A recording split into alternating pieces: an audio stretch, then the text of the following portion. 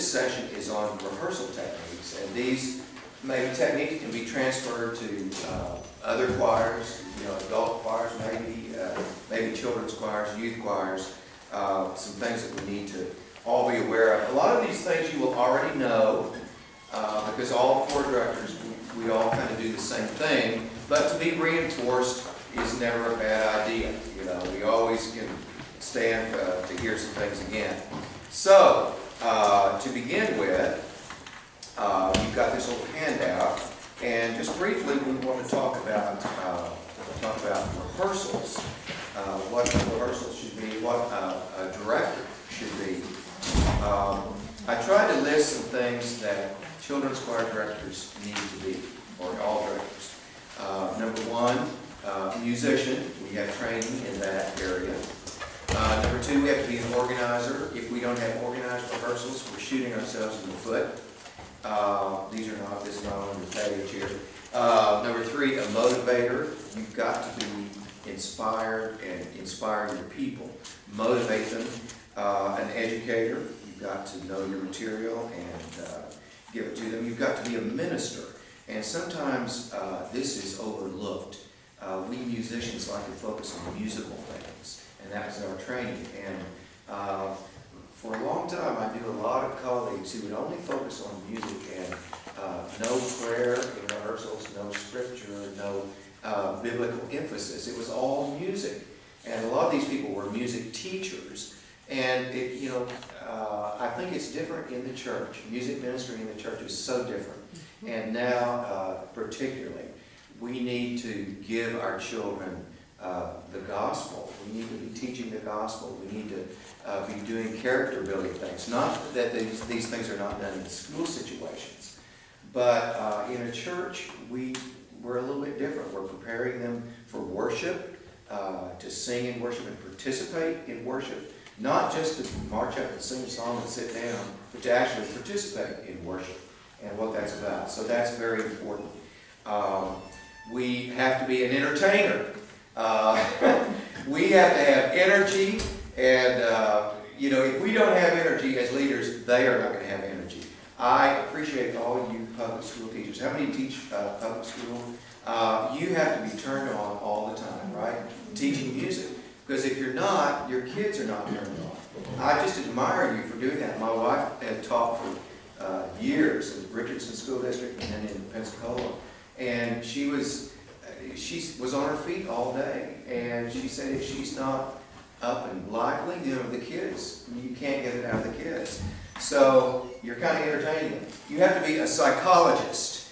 And this is important. What do you do when you have a little kid in your choir who has Asperger's? And we had one this year. Even though we're an audition choir in Pensacola Children's Chorus, we had a little boy with Asperger's. We normally, what should I say? I've got to be delicate in this. We normally would not have taken somebody who's kind of a discipline problem because, controlled audition situation, you don't do that. However, his parents were big sponsors of our shows. They were $5,000 sponsors, and his sister, and they were volunteers in our program. So we had to be a little, kind of forgiving a little bit. So we put him in, and he did pretty well, except that he wanted a lot of attention and did a lot of negative attention. It would initially he would come up and my name tag fell off or something like that. It'd be something that was disturbing to him. The way we handled it, we had an assistant who would handle anytime he looked like he had a question or something. An assistant would either take him out and that kind of thing. He was fine when he was singing. He sang well, but it's just that he wanted all that negative attention. And that's true of any discipline problem that you have in your class or in your choir, and you teachers know this. You don't give your attention to the kid who's disruptive. And if you quit giving them that negative attention, eventually, hopefully, they will stop that kind of thing. But discipline is a real issue these days. I hope you have strict discipline because children like that. They like to be structured. We think, oh, you know, they want to be free and easy and this kind of thing. No, they want structure. We have uniforms in our physical and children's course. Everybody wears a uniform. Even up through the 6th, 7th, and 8th grade, they wear white kids, and they hate it. They hate those white kids. Even the boys. We make the boys do it too. And some of them will take them and change when they get to the chorus building. They want to be seen in them. But we make it, and it makes the group uniform, and they like that. T-shirts. And if you have choirs, I would recommend doing a T-shirt for the choir when you go places, or it gives them pride. It gives them like a team building kind of thing. So being a psychologist is really important, knowing the psychology of your choir. Of course, being a leader, knowing what music to do and how to present it and all of this is important. You have to be a producer. If you do a musical, you have to know how to make it all happen, and that kind of thing. And then you have to be a role model. Kids are really looking for that. That's why I'm involved with the children's chorus. They need male role models, strong male role models. That's why it's good to have a male assistant. We were talking about that in our roundtable today. How many were in the roundtable, by the way? A few of you. Okay, good. I recognize you. I just didn't know how many others. We were talking about that today. It would be good to have a male assistant, a young teenage boy coming in and helping with the group. All those things I think are very important. So, in other words, you have to be superhuman to be a children's choir director. You have to have all those qualities. In looking at the sheet here, be positive, enthusiastic, and have a passion for music, teaching, and ministry. You know, enthusiastic comes from the Greek word in theos, in God, or in the Spirit. And that's what you have to have. You have to have that feeling. And then, probably the most important thing in rehearsals, prepare, prepare, prepare. The strength of your rehearsal is relative to how much preparation you have done. The older we get and the more experienced we are in doing rehearsals, the more we think we can wing it. You know, I've done this so many times. Even adults. I hope you prepare really well for your adult rehearsals or your youth, because it makes a huge difference.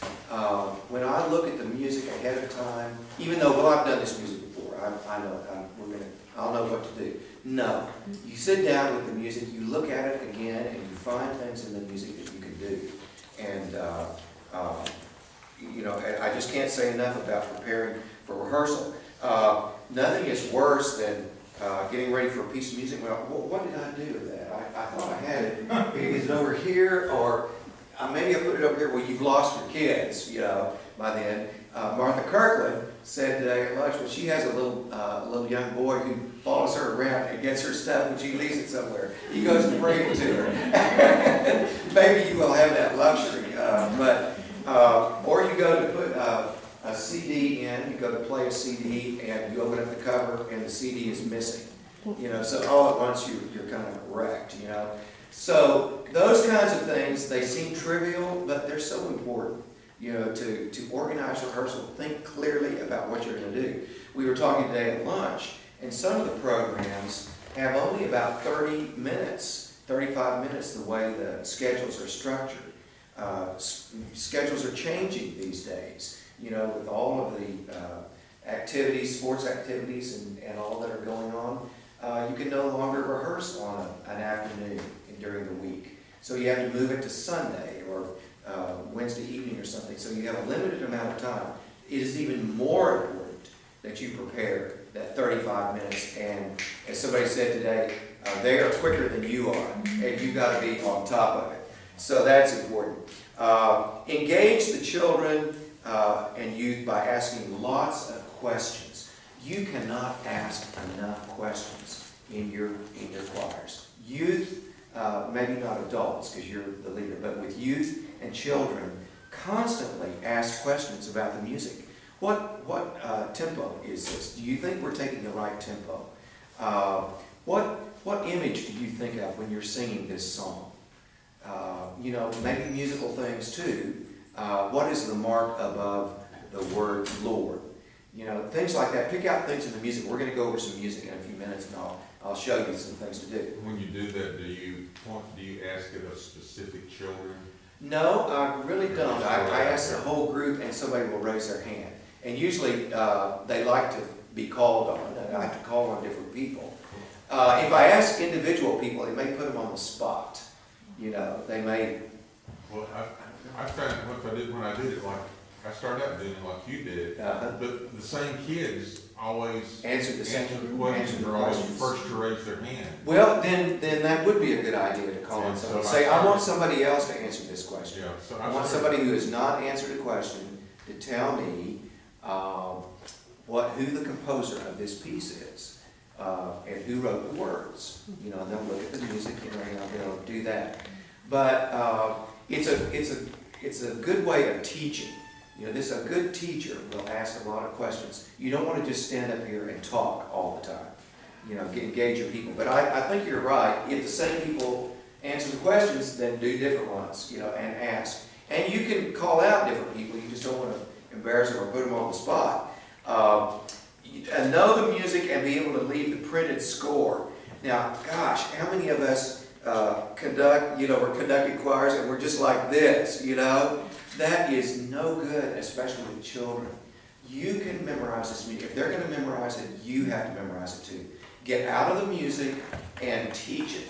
You know the music well enough that you can teach it without, you can refer to it maybe, but don't have your head buried in it because you will lose the kids. And while you are learning the music and teaching it, eyeball the kids.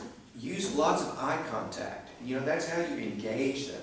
If you're not engaged, they're kind of, wandering and looking all around. They're not engaged. So I think that's very important, knowing the music. Have more than enough material to present.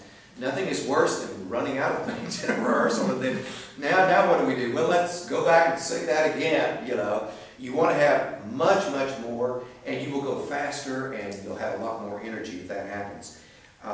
Do more listening than talking or singing with the choir.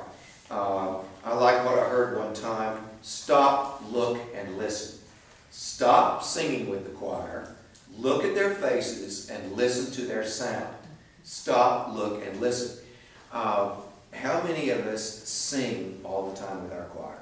Well, it's not a good thing. And we all have to guard against it. I do it. I do it with my high school choir. My wife criticizes me when I do it with my choir. I criticize her when she does it with her choir. So we're even. But she will sing. Now, that's not to say you can't do echo singing. She will sing a phrase and they'll sing it back to you. That's one way of learning. But when they're singing a song and you're singing along with them, that is not being a choir leader. That's, singing along. You're not listening to them when you're singing. I had a friend in college that had a volunteer choir, at his school. And he said, well, he sang with his choir so he wouldn't hear him. But most of the time, don't sing with your choir because you won't hear them if you are singing. Same way with the piano. Don't pound on the piano when they are learning a piece. How many are keyboard people in here? A bunch of you. Well, we have a tendency to lead at the piano. And we will bang away on the piano to where it's a hindrance. They can't vocally produce a sound. They'll do much better without any accompaniment.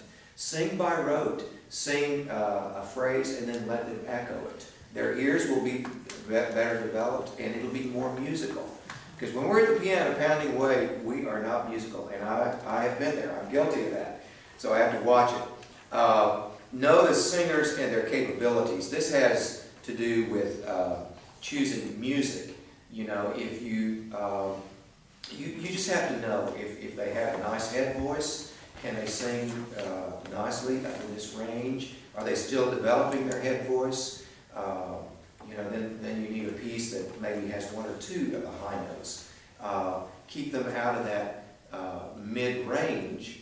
A lot of people choose the mid-range. I was talking this morning. I don't know what I said, what I haven't said. I had so many classes, but a range for children, if you start on G below middle C and go up to E, that's kind of a chest voice. And children have that sound. A lot of, they will gut out that sound. They will hear something on television and they'll imitate that. My little 8-year-old granddaughter, oh my gosh, she, first of all, she wanted to watch the Disney Channel.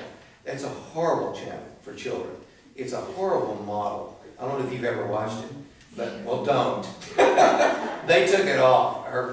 My daughter took it off because you would think Disney, well, it's okay, but it's a junior high kind of humor that it's just sarcastic. It's just awful. Anyway, she doesn't watch that anymore, but she like Hannah Montana, she tries to sing all that kind of stuff, and Justin Bieber.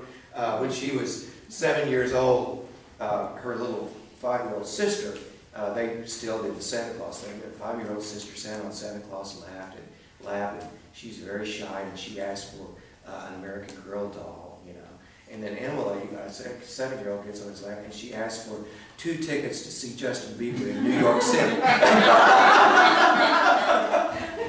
we had to tell her, I don't think Santa has enough tickets to go around, Okay. And she did that just because she knows kind of he's popular with the kids and kind of getting into that. But they will imitate that kind of sound. She will be in our choir next year as a 3rd grader, so she can hardly wait, and she knows that there are 2 kinds of voices, this loud, loud voice, and unfortunately at her school they sing in that kind of voice. The school music teacher doesn't have a head voice. It's all this guttural singing and all this choreography, which the kids love, but it's not musical. And so we need to provide that musicianship. The other range is from like E to C. That's the mid-range, and that's where a lot of the music lies in the key of F. It doesn't go above a C, and it doesn't go below middle C, and it's just kind of in the mid-range. It doesn't stretch them. And then the upper range is head voice. Now, I guess my point was choose music that is going to stretch them a little bit, and you have to know your singers in order to do that. So what ranges do you, and tessitures do you work with? Well, and tessitura is a good thing. That's where the melody lies most of the time. I don't have it lie up high all the time, not in a high tessitura. But well, for example, I like the key of G. And the key of G will maybe have a D pickup note. And it might go up to a G, but it might do a D and an E. I don't like the key of C as so much for children. The key of C is, just kind of doesn't go anywhere. And I'm not saying that's true of all music, but watch the keys, because that does make a difference. The actual range. Give me a note range and age that you're dealing with. Well, all right, with children, I would say D to D. The key of D is would be a good key for them, or E flat. Their top note might be an E flat. Now I talked this morning on the boys changing voice. That presents a little different problem, and I don't want to do that session again. But if you have those boys, that's maybe the key of F. That would work for them. The boys don't go below an F, but they would go maybe above D, and so on and so forth. So that's kind of where you lie in that area. So anyway, keys are important. If you find a piece that is not going to quite work in that key, think about changing to another key. Think about transposing it. Now, I do this quite a bit in our Pensacola Children's Chorus, because we have some changing boys, and we like to get the kids up in the high register. I will do a piece and I'll think, this piece would be better a step higher, because they can stretch a little bit higher. So I will, on my finale, how many do finale program? Well, a few. Find somebody who can do it. On my finale program, I will type out the entire program, and then you punch a button and you raise it up a key. Is that illegal? No, not really, because you bought the music. You can raise it into another key. So think about those. Think about changing keys, even if you're doing little exercises that you can teach by rote. Think about changing a key, and don't be always tied to the music. Then let's move on to what good rehearsals should be. Pace like a good drama, building toward a climax with a conclusion. This is true of anything. It's true of music. Music builds to a climax, and then it releases. Some people call it building tension and the release of tension, or energy, momentum, and then relaxation. Whatever you want to call it. In music, in drama, in good drama, in a rehearsal, that you need that concept. A rehearsal needs to move toward a high point in the rehearsal. Something that is really special. It might be a spiritual that they look forward to. We're going to do that, and then we end the rehearsal. It might be somebody coming in from outside, a guest. We're going to have a guest today, and you won't know who it is until they come in the door. And it may be a musician friend, it may be an instrumentalist, whatever. But you need to have something to work up to. It may be playing instruments. We're going to play instruments. We're going to do this first, and then we're going to be doing that. Find something that you can move toward and build to that. Work on a piece a little bit at a time, and don't work on the same piece for too long. Just bits and pieces. Kids' minds are in that mode these days. The internet is so fast. Kids are so fast on their iPhones. My little granddaughter, she does all this kind of stuff, and they were visiting us recently, and then they went on vacation, and while they were gone, my wife and I discovered that she had recorded all the Good Luck Charlie shows on our Universe TV, and we didn't know it. We did not know it. We don't even know how to do that. So keep it moving, keep it fast. Follow an agenda. It may seem real basic, but put an agenda on the board and follow it. Kids love to know what's next, and they love to know what they've accomplished.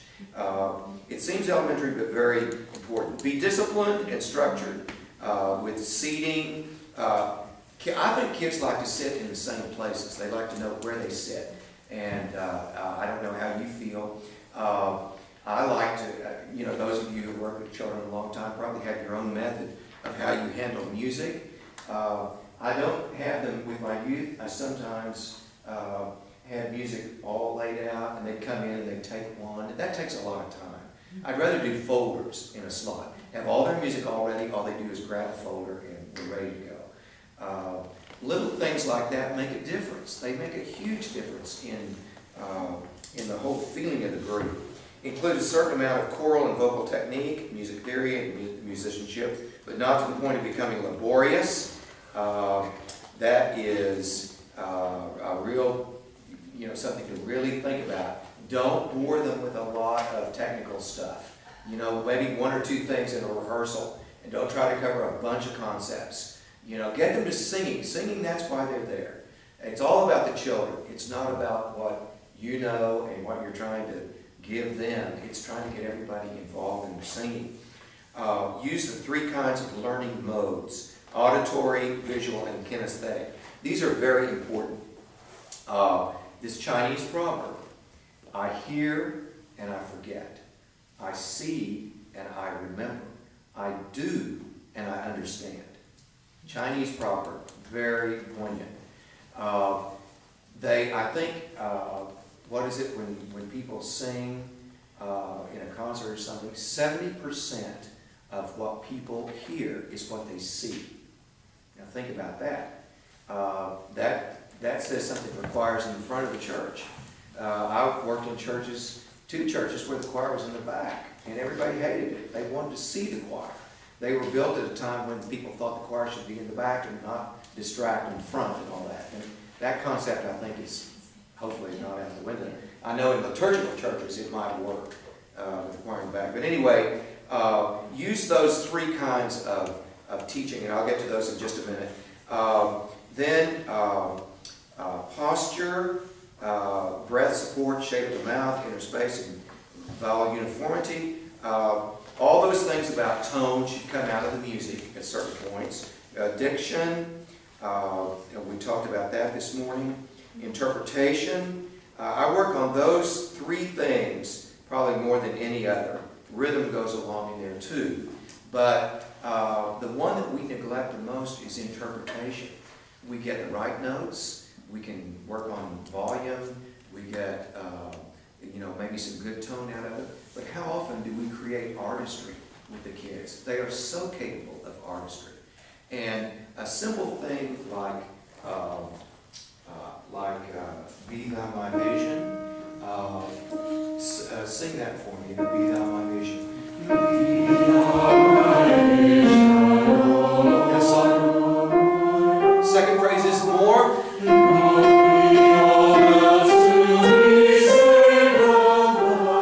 Third phrase,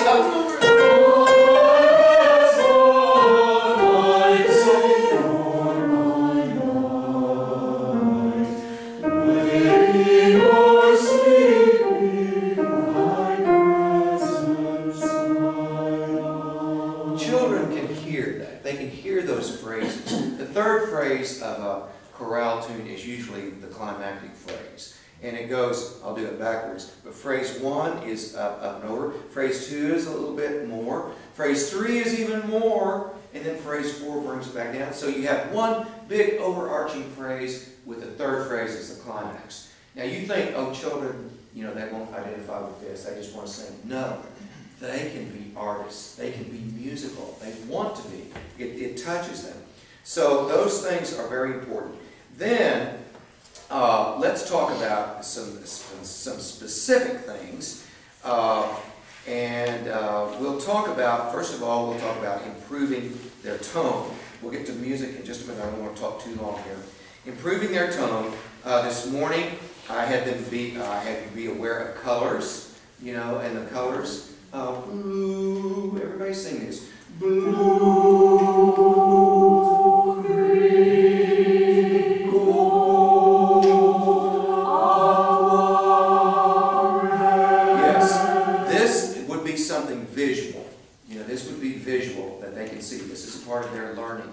What are other visual things?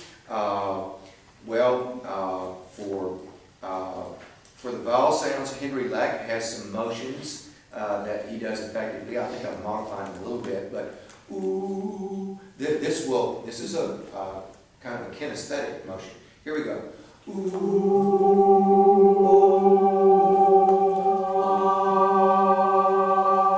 go and the reason he does this is because with our choir, the S spreads terribly.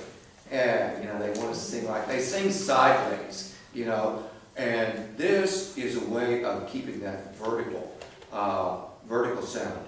Now let's do the whole thing, and this time do this with space inside, starting with ooh.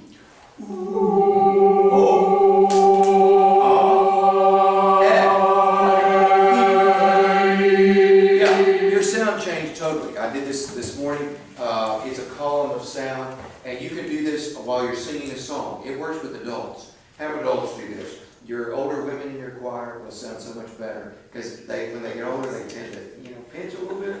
This gives them a little bit more resonance. With children, it changes their sound enormously. All at once, they have a resonance to their sound. I can't stress that enough. You can use a slinky. A slinky is another visual. A slinky will crescendo. A slinky will elongate a phrase and then bring it back down. Crescendo, decrescendo. You can do all kinds of things with a slinky. And I wouldn't use these things a lot, use them sporadically. There's a whole section, a whole book called Toys That Teach, and I think they have it maybe out there. I've never been successful with that because, well, first of all, it's not me. And secondly, you do it once and then, they kind of get bored with it. and puppets and things like that. That's just not me. Now maybe that'll work for you. It might work for preschool. They love visual. In fact, they're more visual than anything else at kinesthetic preschool. Then use visual images or pictures. In our musical section on musicals, David sang this song, "Created Me a Clean Heart." Give me a clean heart, O God. And we told the kids, what picture do you think about when you sing this? And the kids said, praying hands and kneeling, and in a church at the altar, a stained glass in a cathedral. Visualize something as you're singing a piece. What about something light? You want a lightness to the sound. What about a feather? Throw up a feather and let it fall to the floor. That's how I'd like for you to sing this song, with some lightness, okay? What if you're having trouble with a piece, with a note in a piece, and they don't quite get up there to that note? Why don't you put a great big bullseye up there? And every time when they get ready for that note, you're going to throw a dart at the bullseye.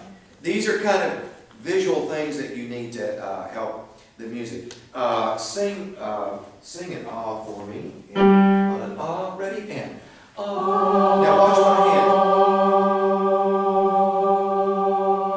Okay, it changed. Okay, a visual, something visual. You're watching the vowel have more depth to it.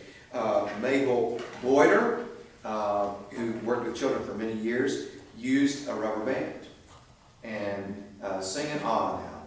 And sing it just kind of not very open, okay? Yes.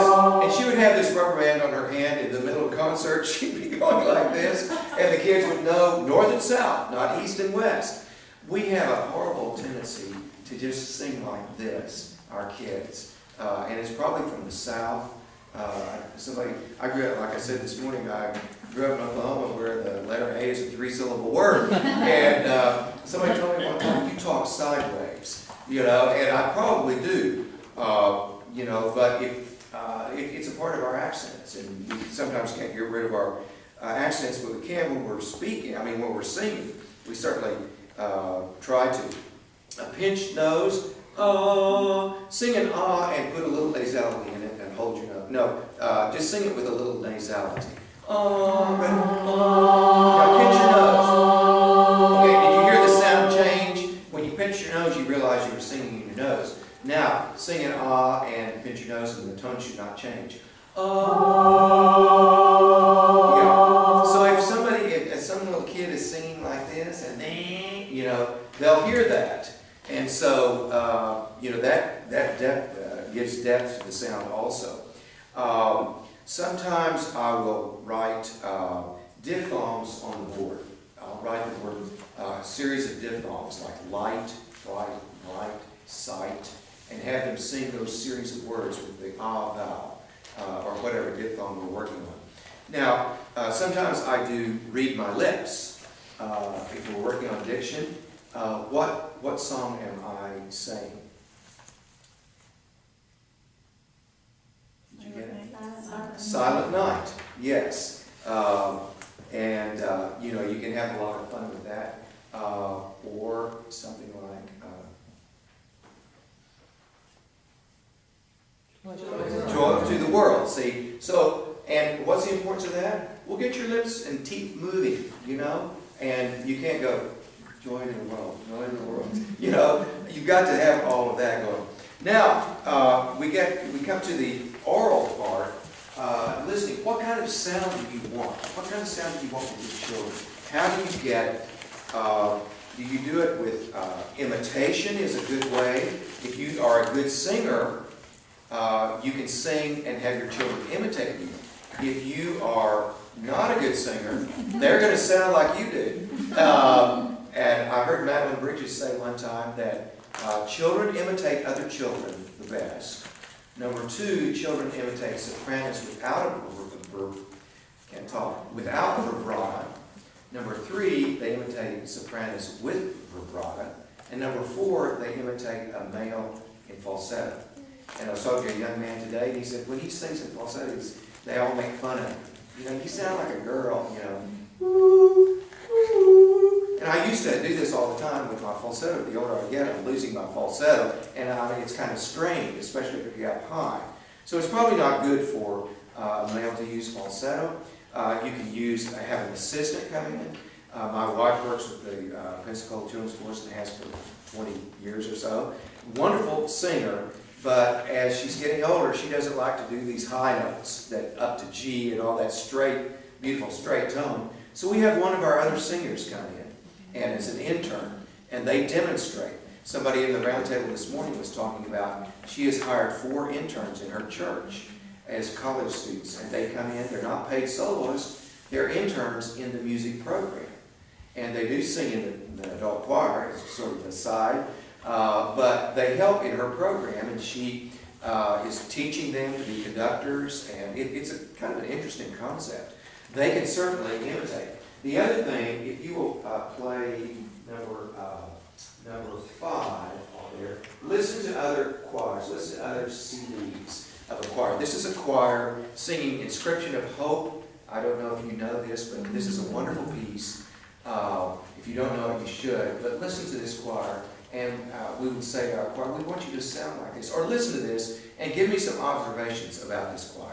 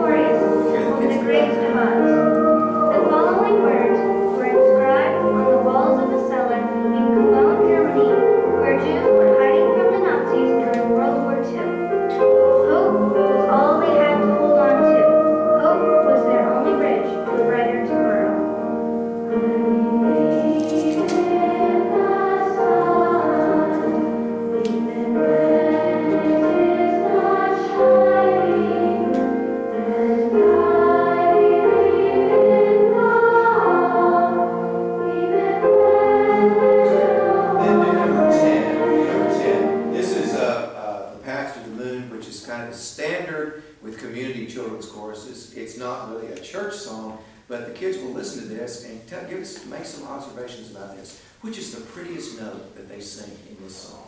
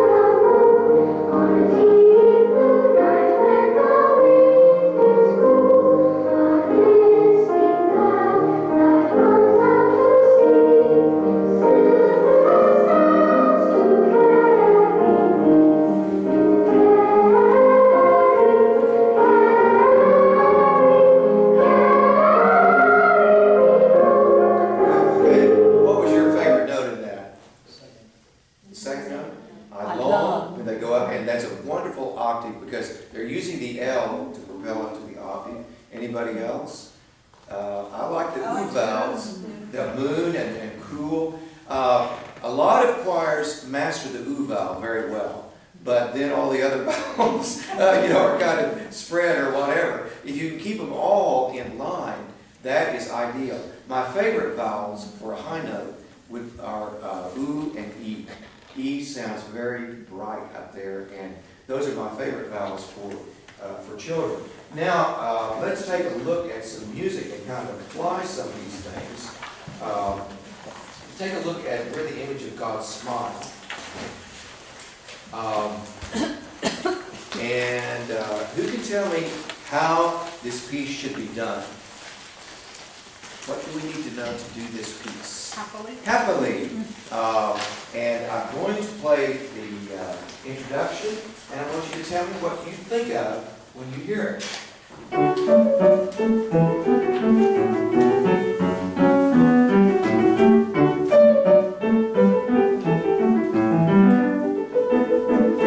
And the kids. Pardon? Light. Light. And do what? Skipping. Anybody else? Happy, joyful, some kids said a circus, you know. They will come up with all kinds of things. But they're listening. They're listening and getting a feel for it. Then we start with the melody. And I think for a melody, it's always good to start out on a loop, singing melodies on a loop. And then after you master that, you can do the words. But let's do the words. Let's skip to the words. And we'll do Sing a Happy Hallelujah. Hallelujah. Ready? And here we go. And sing a happy hallelujah. Sing it out with heart and soul. With the echo of God's laughter. With the image of God's song. Hallelujah, all creation. Hallelujah, everyone. Hallelujah, all creation. Hallelujah, everyone. Yes, okay. Now, we want to make it bouncy. So how do we do that? How do we do that bouncy? Well, first of all, conducting, you know, you don't want to, this will not make it bouncy, you know. Bouncy would be up here. Down, D, D, you know, high, light. Let's play the piano, just like this. Everybody play the piano while we're singing this. Or a typewriter. You can tell the kids we're going to do a typewriter. And so here we go. And sing a happy hallelujah. Sing it out with heart and soul. With the echo of God's laughter. With the image of God's song. Yes. Now I want you to do your hand through water. Like you're under swimming in the swimming pool. And you've got your hand in the water. And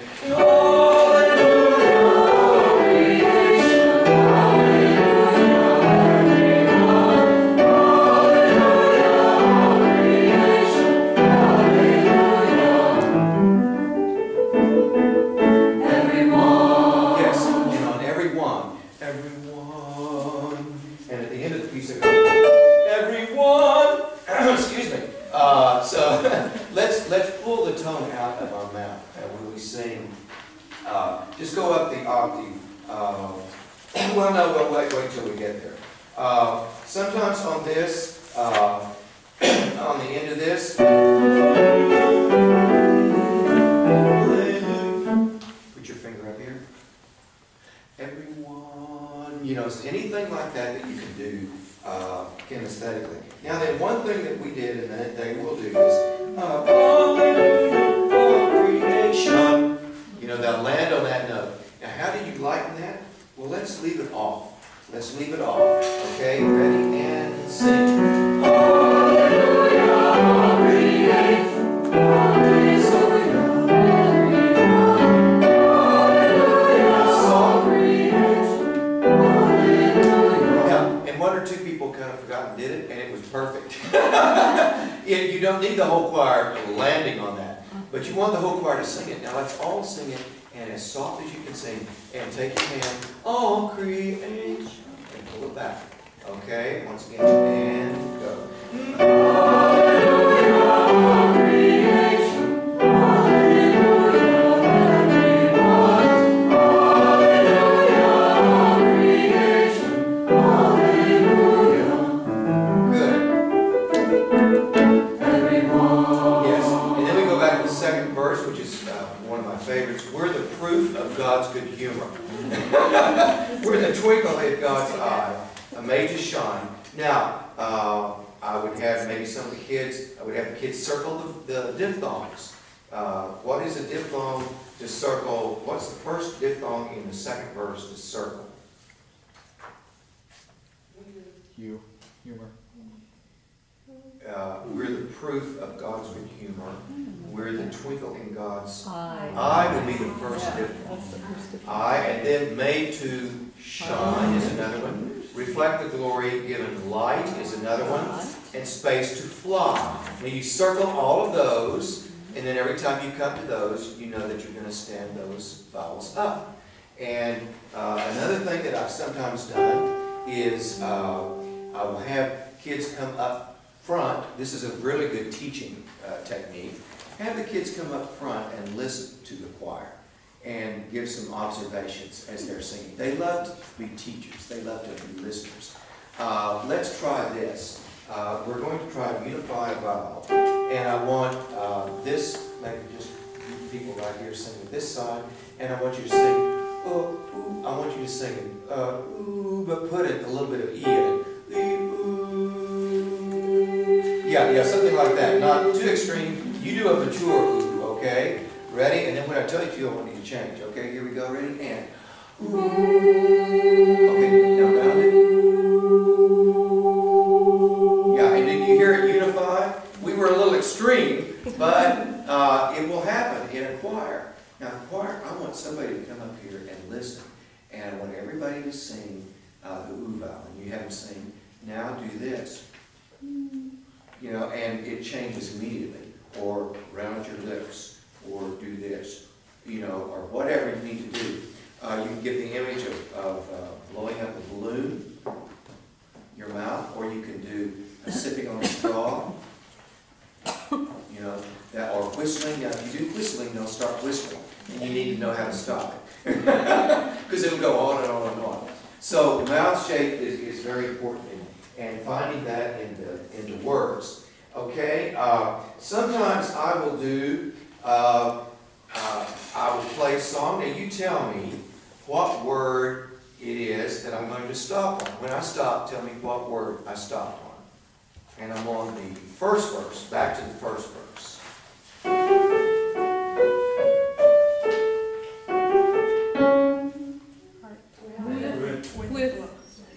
Well, the next word. Heart. Yes, okay. Or actually, no, I take that back. I have them say the word that you actually stop. That's the best way to do it. Let's try another. Let's try the second verse. We're the proof, okay?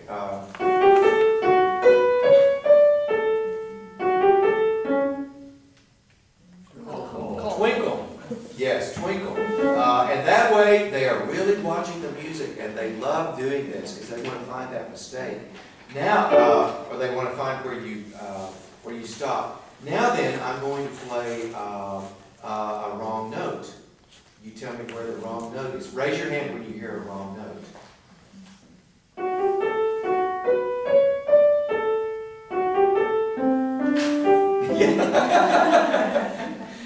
Pretty obvious to us, but they will get it too, especially if and if they're listening. You can even do this with a melody that they haven't heard before. If it's a foreign note that doesn't fit into the melody, they will catch that right away. Okay, then going on to the next page, raise your hand when I change key. And I'm going to start with, well, first of all, words. Be sure you explain what they're singing about. You know, make sure that you know, and that may be the first step. Sarah laughed at God's good timing. What was God's good timing with Sarah? And why did she laugh? Because he told her she was going to have a baby at age 90, and she laughed. Mary sang. When did Mary sing? When she found out she was going to have a baby. And David danced when the ark was presented in Jerusalem. You don't have to say that he danced naked in the streets. But, and then Jesus smiled and hugged the children. We all kind of know that story. So, make sure they know what they're singing about. Now, raise your hand when you hear a key change. Now, you're kind of, don't look at the music. Don't look at the music. Yeah. Because you'll know when I change key. Raise your hand when I change key.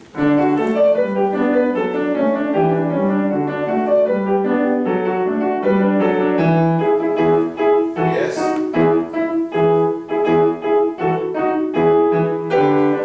Yes? Yes?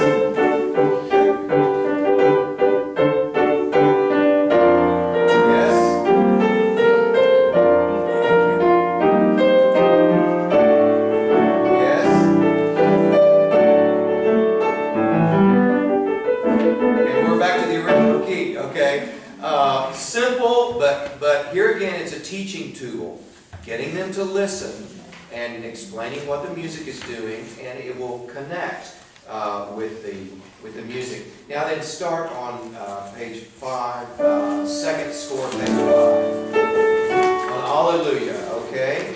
And then when you get to everyone, I want you to pull the sound out of your mouth on the word one. Here we go. And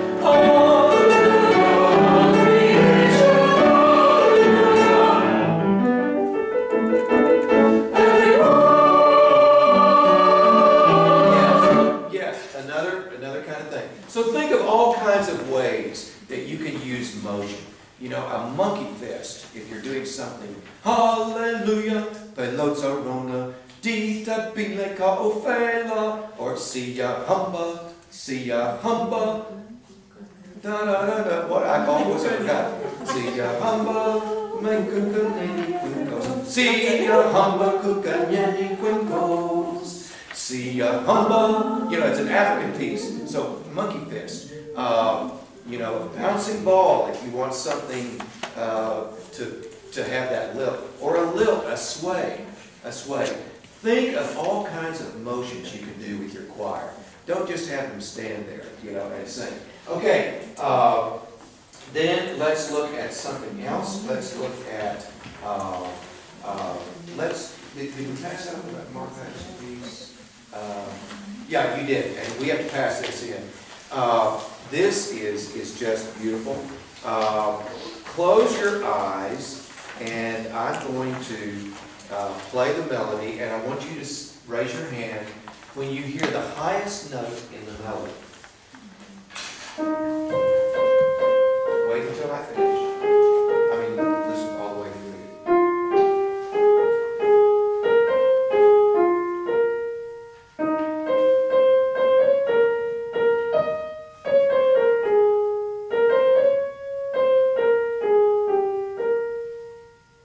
Yes, okay, and I think you didn't know exactly what I was after. But I was after for that high note. There it is. And you may have to play it once, and then play it again, and then have them raise their hand. If they've heard it once, then play it again, and you know, get them to tell you what it is. Now, Henry Leck has another concept that is very useful. It concerns color. And he says this will change the tone of the choir. If you think of a color that you're singing in, if you think of a bright color, you know, you think of brightness. If you think of a dark color, what color would this be? What color do you ask the kids, what color is this piece? What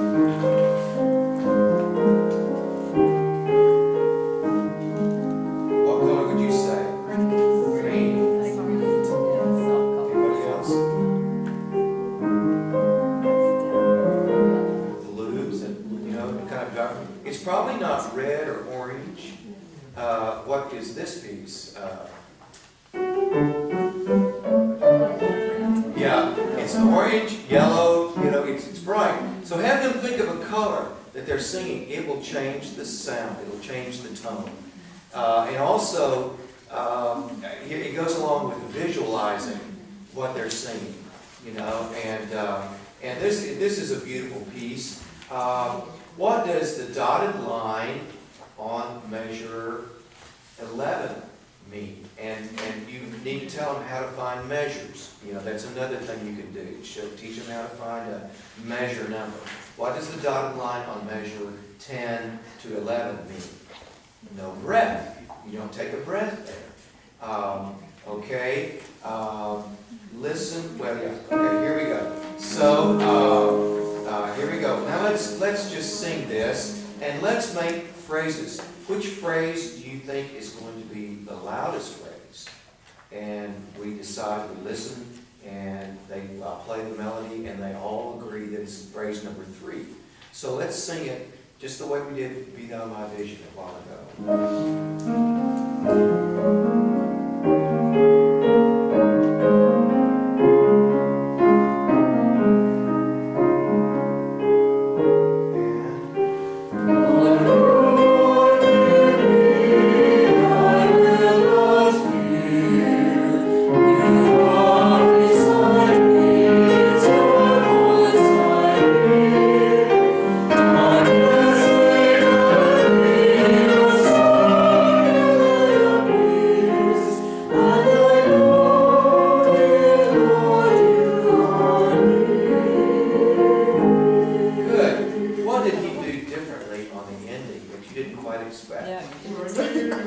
Yes, yes. He didn't go. No, he did this. Okay, can anyone in the class tell me why he used that note instead of just going to the word, to the final note? And somebody will say, well, he wanted to emphasize that note. You'll be amazed at their answers. Some of them will blow you away because they're so precocious, sometimes. All right, let's finish it. Then another good thing of way is to teach form. Helen Kemp used to use construction paper up on the board. Red would be the section A. Green would be section B. And you can use any color. And then red again, and then red again, and then maybe the last red would be a little different. So that's A, B, A, A. That's the form that it's in. That teaches form. They know exactly where they are on the piece, because a lot of this repeats. This is a beautiful piece, by the way, and he's done a great job of having the right vowel sounds in the right place. Let's go on to page 4. Ready, and...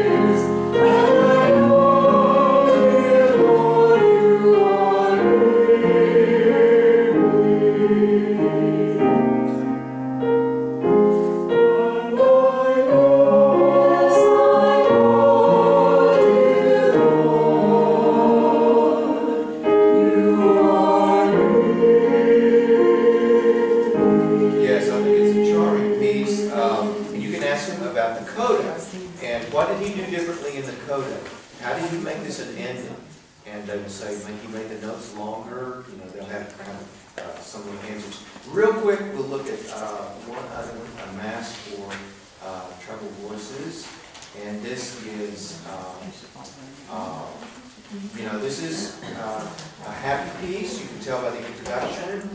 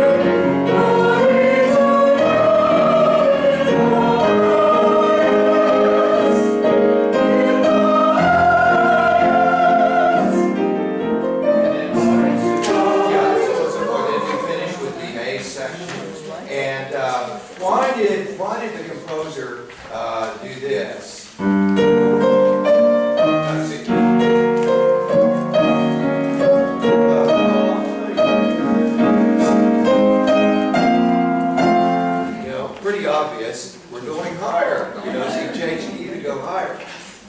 This is from Mass. There are 5 movements in this, and we'll hit another one tomorrow. But when I did this in California, there was a church musician there, a children's choir director, that made sheets on the sections of the Mass. And children need to know where the Mass came from.